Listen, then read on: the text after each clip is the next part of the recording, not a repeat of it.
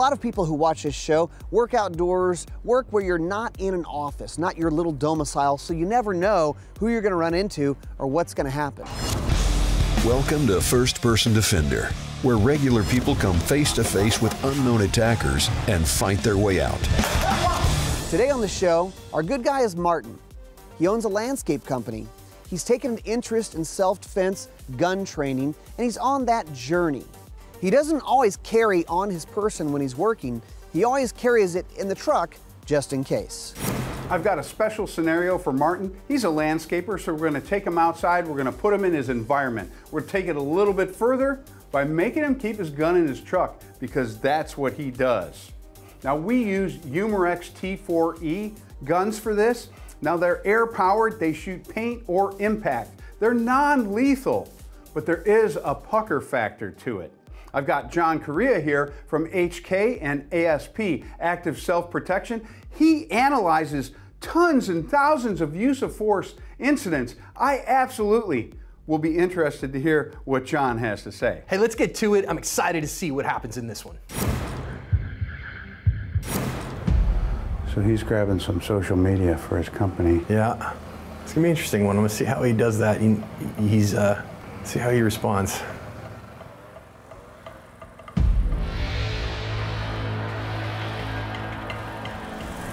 KJ, you good? Hey! Hey, man! What are you doing? What? What are you doing? You do this every week. Here it comes. Let's see what he does. See how he responds to that. You got something going on over I'm here. tired of it. Every week. Oh, Lord. Right now, I'd imagine he's feeling... Oh, he's got pressure. Every week. You know we cut the Nah, grass. it looks like Kyler's getting into it. You need to change. You know what? I don't have time for this. Oh, you f***ing shot me. What the f***? Ah! Ah!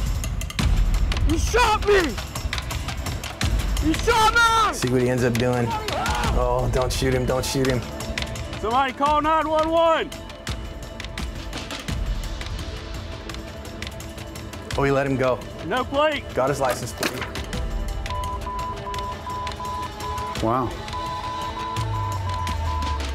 I'm in the way.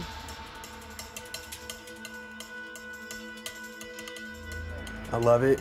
I love that he had the presence of mind to do that, and then he's not shooting the guy. Man. That was really good. That was pretty darn decent.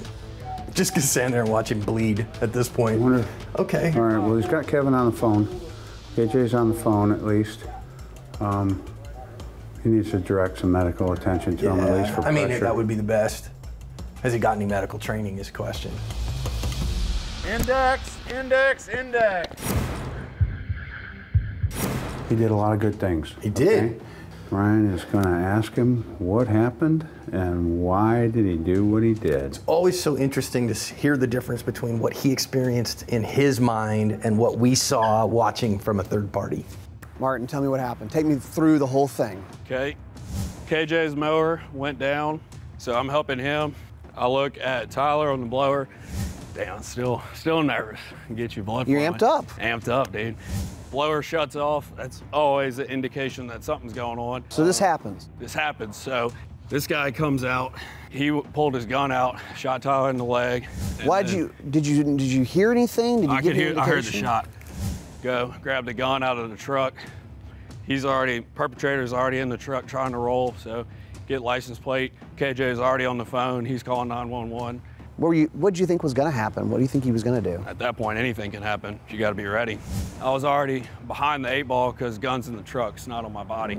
Yeah, how'd you feel about that? I'm more worried about I didn't have a tourniquet on my belt, because if we can't stop the bleeding, if Tyler's leg is hit in the right spot, we can't stop that bleeding. He's bled out before the ambulance Did you feel that? gets Did here. you feel like, crap, we need 100%, something? no doubt. Do you usually have medical with you? Yeah, we have tourniquets in the truck inside a plano box that's latched. That's right. You know, not easily accessible. Okay. So that's going to change. So he said he usually has medical equipment on him too, which I think is, you know, a big deal. But of course, if you don't know how to use it or you don't know what you're doing there, you're going to have trouble. I really love the fact that he had the presence of mind that he said, wait a minute, this guy is not this second an immediate deadly threat, and he didn't shoot him. I thought that was an excellent decision. Well, it's a great point, because in my mind, it would be very hard for me not to just shoot that guy because I saw him shoot him. Did this feel real to you? Very real. Obviously, this is what you do every day. You know what's crazy? This is a real scenario. Yeah. This really happened. You don't know what's going on with somebody.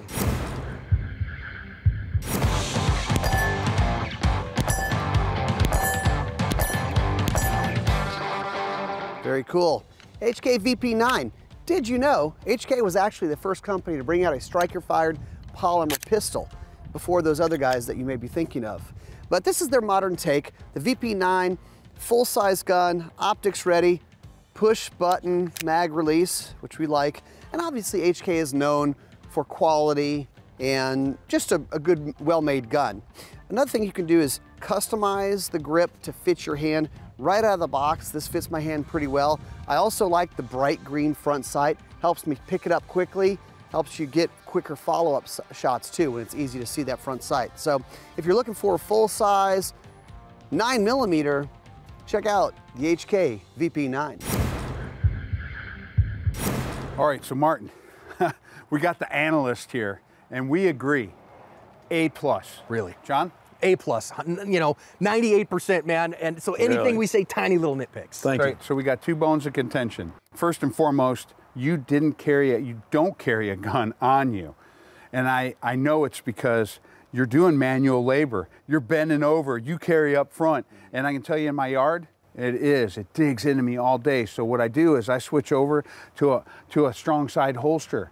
Yeah. And I know that you have concerns about people thinking you're armed or seeing you armed, but that's why it's called concealed carry. Right. You have to find a way to make it work for you. Roger that. Otherwise, you get that 12-second draw, you know, to go get the truck. I think it was more than 12. Yeah. Tell them the other bone of contention that we kind of share, but you feel more strongly about. So when you came out of the truck, you got real close to that guy who just shot somebody, who just committed aggravated assault, and that proximity negates skill. So if we can, we'd like to maintain that distance because then our superior skill keeps him from being able to get us too. So my thought on that is this. Was the window up or down? Windows up. Okay. So the window's up, I got that imaginary barrier. Yeah, Where like were we his can't hands? shoot through a 10 and 2. He thinks he saw him at 10 and 2. I think I saw All right, him. so these are all important things. So let's do some training on this. Let's talk about the way you went around the back of the car. You end up having something in your hand, and how do we deal with that? First of all, Chris and I loved that you didn't point a gun at people that didn't need guns pointed at them. You weren't pointing around with your fingers. Great job. One thing here, a lot of people bring this muzzle aversion back here. When I have space, I kind of recommend that I have my grip completely built. And then that way I don't have to think about that. Let's think about how close we got to him, right? Okay. So if you flow with me, as you came real close to this guy, yes, I can see his hands, but if he chooses to get out here, now we're in a really bad spot. Can you feel the emotions here? This is, whew, we're in trouble. So as he comes back in, instead, if I can instead come over here, flow back with me a little, and here I am, and I start moving and watching those hands so that now if he comes out, I see the hand go away, and now if we look, I'm in a better spot here because I have more control over him. If he jumps back in, now if I get even further, if I can get behind this B pillar, let me show you. So remember here, right? A pillar, Got it. B pillar, C pillar. Roger. Okay? If I can get behind his B pillar, look with me, he has a hard time seeing me from here. Yep. So then that way now as he comes back and he's gonna have to turn all the way around, now I'm in a real spot of dominance. Yep. Now I 100%. really have that, okay? He heads back in, we got all the way around to the back, he decided not to, okay? Now here's an interesting one, and I want you to end up kind of trying this one too. Okay. You decided, even though this was for filming, I couldn't see his license plate. Yeah. But now I got his license plate, he comes out, and now, wait a minute, I got something in my hands. Yeah. Well, if I forget to drop what's in my hand, now I gotta drive out and get enough here that I get, there's one and there's a second that we at least got him with something, right? Now, of course, if I can, I'd much rather drop this and get him and get a couple of pops on him, okay? If I can. May not be able to do that though, and so I gotta be able to do both. Since you've already got it, right? Right. So we don't wanna point a gun at him. Right. So low ready. Right, but now head towards your spot and keep some distance from him. So now, Phil, as he comes out, when I see that gun, give it to him. See how much better position I'm in here? 100%. And now you've got your dominance and confidence. If he heads back in and he missed you there, if I get a couple of more steps and I've still got some distance when he comes out, come on out, Joel. Now, boy, see how much better I am that I've got him? All right, one last one, go in there. Now, when I go to pick that license plate frame up, right, but my eyes are still going, what's going on down here? Yeah. And when he steps out, whew, that's a tough shot. Right. Go ahead. Good. Now, but let's just say I forgot. Can I get a one-handed shot here? A lot less accurate. Well, let's try it. Let's see what we've got here, okay? So again, now I know if I can do it or not. Okay. See, you had to really take time on that one, right? Yeah. So I love that you dropped your hands and got 2 hands on the gun. That's a really good job.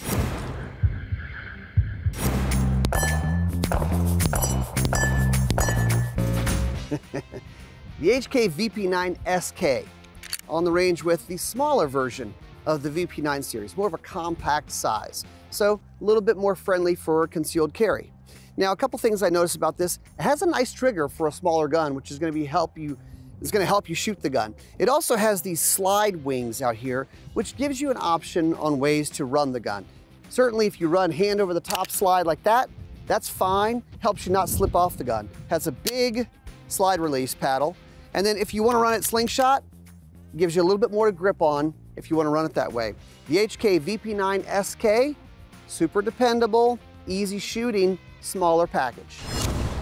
Brought to you by Range Ready, preparing you to win the day, one shot at a time.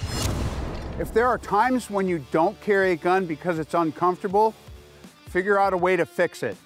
Beware of people that tell you that if you always carry appendix, it has to be appendix always, or strong side hip.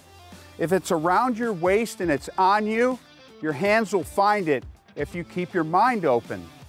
Something else to think about: anything less than two-hand eye-level shooting is a compromise. If your gunfight starts out one-handed, nothing says that you can't come to a two-handed hold. Drop whatever's in your hand. Get 2 hands on the gun. I'm going to show you how this looks for me. If I draw and I do a startle response, I do something like that, I get good hits, but nothing says that I can't switch.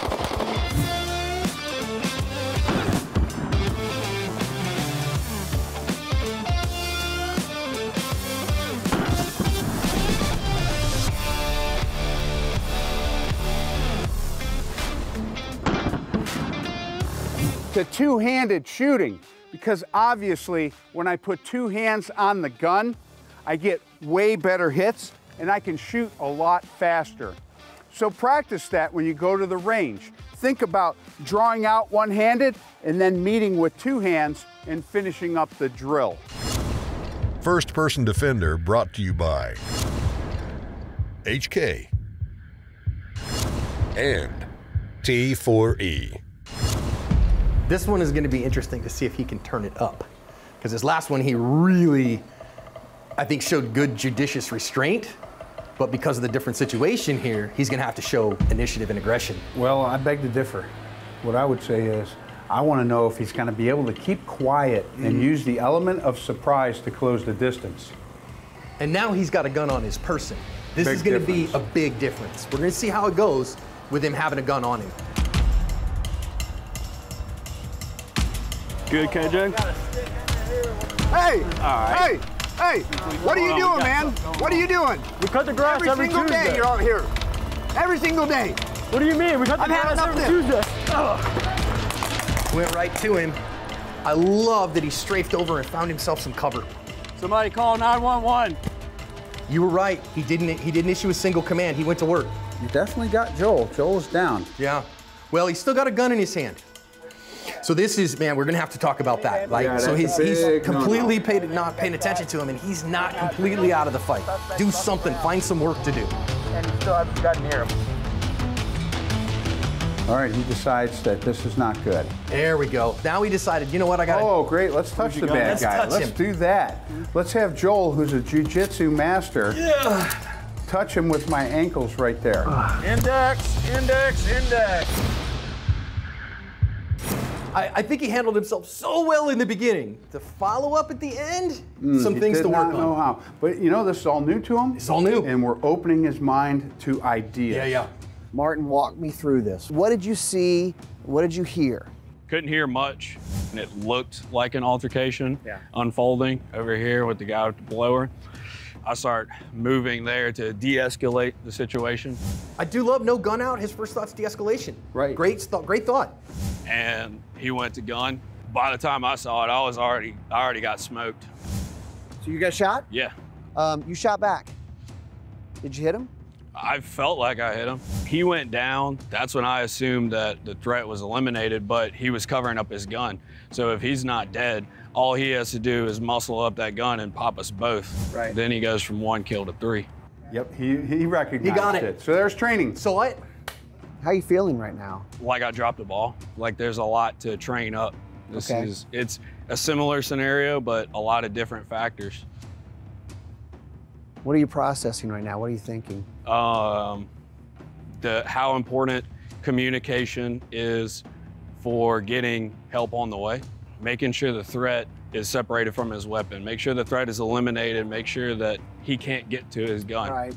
And then after all of that, you went back over there and started turning him over and looking for the gun and stuff. Yeah, potentially opening myself up to getting shot.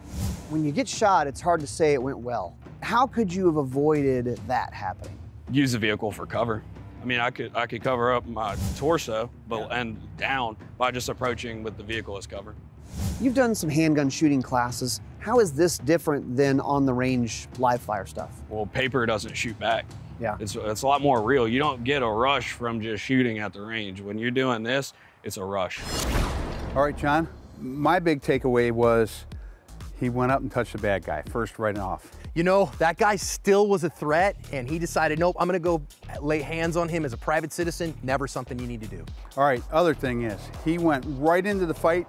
He saw guns out. He failed to use a piece of cover. Hard to do in the moment, you know, got some shots, did move eventually, but boy, if you could move there earlier, obviously, maybe would have changed the fact that he took a round himself. What do you do when the bad guy's still wriggling? Well, he's still got a gun in his hand. He's just murdered one of your friends and shot you.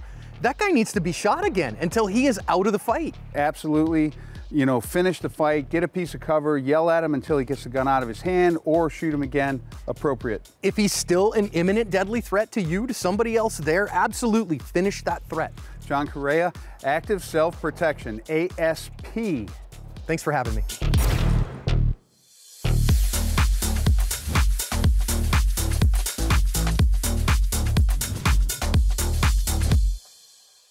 To see all of Gun Talk's content, go to guntalk.com, guntalktv.com, or sign up for the Gun Talk newsletter.